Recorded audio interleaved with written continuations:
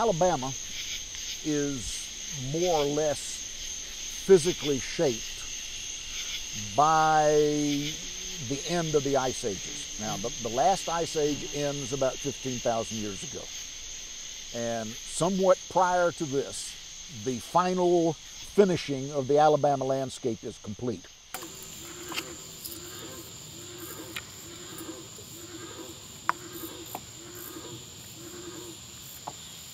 When I was growing up, the Delta was one of those places that was kind of scary. And you'd get on the Delta, because when you got into the Delta, you get lost. When I was younger, none of these houses were here. There was nothing here. It was how it was 1,000 years ago. We have backwaters and tributaries and gullies and coves where a lot of plants and animals live, and these are all in fresh water. And this ultimately joins the salt water of the Gulf of Mexico. So this is referred to as a part of the estuary, a place where the fresh water meets the salt water. The Mobile River Delta is particularly diverse because of its geographic positioning in the southeastern U.S. This whole region here, this dark green here, is the region that we call the Delta. And in there you have a complex array of ecosystems, everything from bottomland forests and swamps to sloughs and oxbow lakes to marshes and even islands.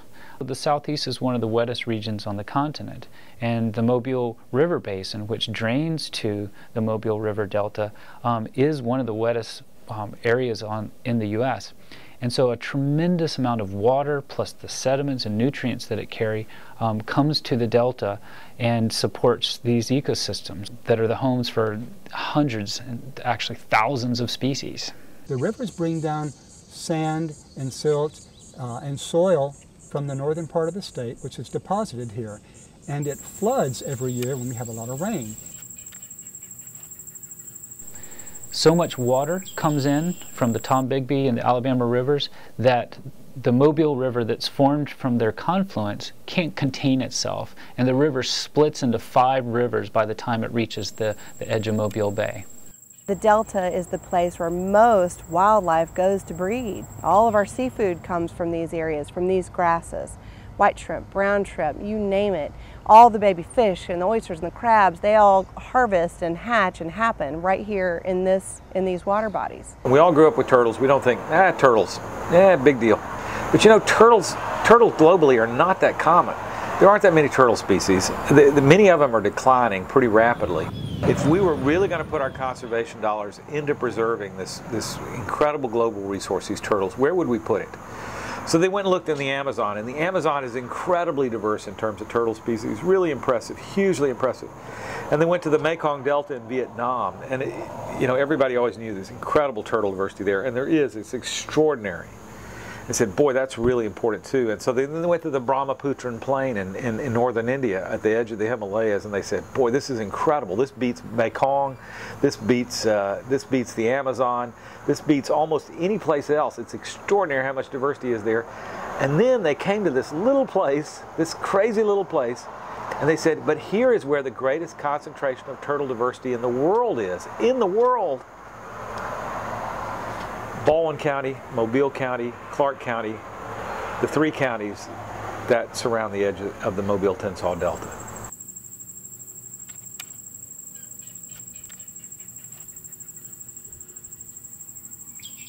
You can find, several dozen plant species per square yard. Some of the most exciting of which are carnivorous species, plants that consume animals to get their nutrients, not necessarily their energy, but their nutrients. And that includes the pitcher plants and the sundews. And so what happens is that leaf, that modified leaf, sits out there like that, and you get these little threads, essentially, with a little tip of what looks like water on there, but it's actually a sugary dew. And so insects are attracted to that. They think, oh, free meal. And then that leaf gradually folds itself inward towards the center, and digestive enzymes, not unlike those in your stomach, are released on the insect. And the nutrients, especially nitrogen, that's the one that's really hard to come by in these ecosystems.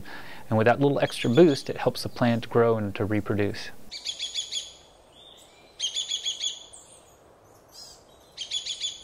If you look at Bartram, you'll find a quote in William Bartram in 1775 that says they were the largest, tallest, and straightest trees he had ever seen or even heard of. The Tenn-Tom swamp, the Mobile Delta, is the dangest swamp in eastern America.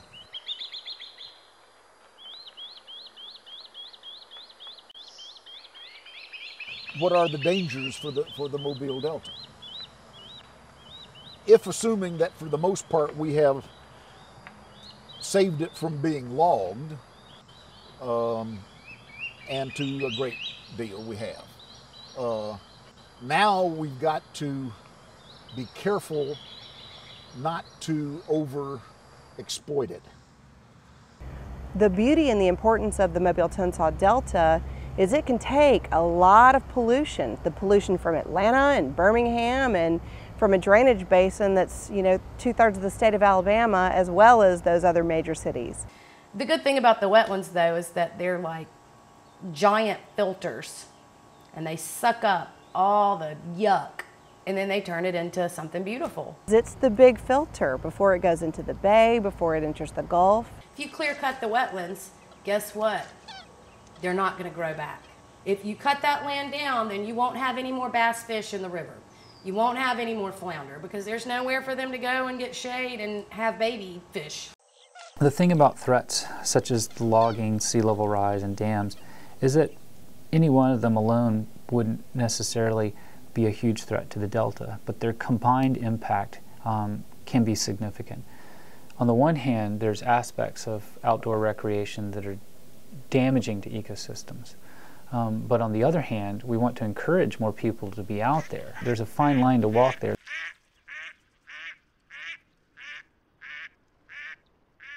We've had more extinctions than any other place in North America.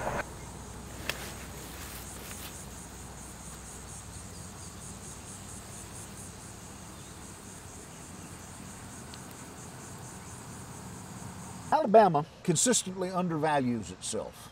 The Mobile Delta has been damaged, and it's going to be a long time before Bartram's tall, straight, and enormous trees return. But it's there, and all we have to do is let it alone, let nature take its way. We don't need to second guess nature. She knows what to do.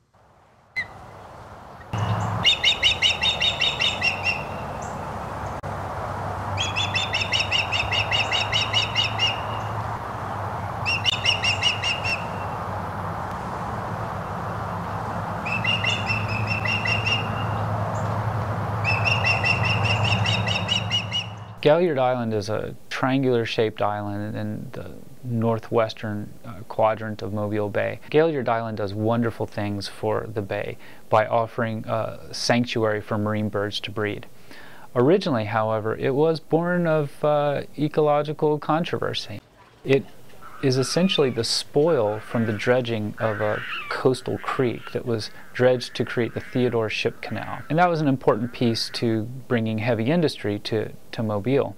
However, while it was being planned, there was a lot of concern voiced about the destruction to natural ecosystems. So along comes this guy, a dentist in Mobile named Wilson Galliard, and he had a bright idea. He said, let's take the spoil from the dredge and let's create a marine sanctuary out in the bay where birds could breed. A year later, there were 4 pairs of brown pelicans nesting on the island.